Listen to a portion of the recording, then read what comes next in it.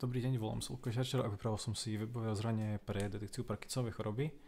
Ako prvé si vlastne môžeme vybrať, či chceme nahrať audio alebo chceme vybrať existujúce audio. Ak si vyberieme, že chceme vybrať existujúce audio a vyberieme súbor, ktorý vlastne nie je audio, tak sa vyhodí chybové hlásenie, že to príjma to iba audio súbory.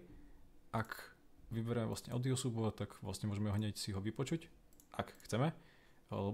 Je to názorná ukážka, nie je to plne funkčné. Môžeme si vybrať to pretočiť dozadu, pretočiť dopredu, môžeme si vybrať pustiť, pauznúť. Názov toho súboru máme hore a ak sa nám vlastne nepáči, čo sme nahrali, tak môžeme to zahodiť a sa vrátime naspäť na pôvodnú stránku. Ak si vyberieme začať audio a urobili sme chybu, môžeme sa stále vrátiť.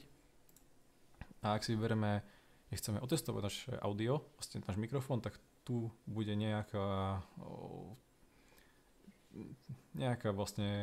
responsívne, malo by to byť responsívne s tým, že vlastne zákazník otestuje, či mu funguje mikrofón, a ak zákazník nevie, čo má hovoriť do toho mikrofónu, tak si môžem vybrať, že chce existujúci text a vlastne ten text, toto nové okno sa mu zobrazí kvôli tomu, aby sa nemusel znova vracať, a môžem si vybrať, ktorý text vlastne chce čítať.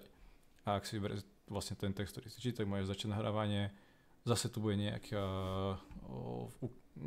ukážka o toho, že ten mikrofón dačo sníma a sa zastaví nahrávanie s tým, že sa to vygeneruje ako custom record kvôli tomu, aby sa dalo rozpoznať, ktoré audio súbory boli nahraté priamo v aplikácii a ktoré vlastne boli existujúce.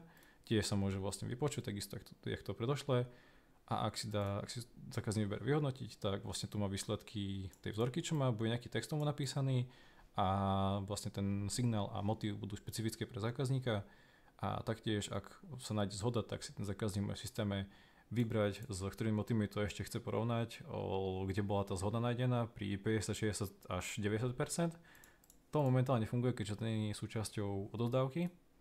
A ak náhodou by si to zákazník vyskúšal znova, tak tu tiež si môže ľahko vyskúšať znovu, vlastne ho to vrátiť naspäť a si môže vybrať, ktoré audio chce. A čo sa týka responsívnosti, tak ak by to bola nejaká menšia obrazovka, nejaký mobilný telefón, tak všetky vlastne tieto tlačidlá sa rozprestú až na celú šírku, aby to bolo ľahké ako by to bolo ľahké klikateľné a ľahko sa v tom dalo orientovať. Takisto všetko je to isté, ako to bolo, len že tie tlačidlá sú rozťahnuté na celú dĺžku a ak sa to vyhodnotí, tak taktiež je to rozťahnuté na celú dĺžku, aby sa to ľahko čítalo, aby sa tým dalo ľahko vlastne pracovať pre každého užívateľa.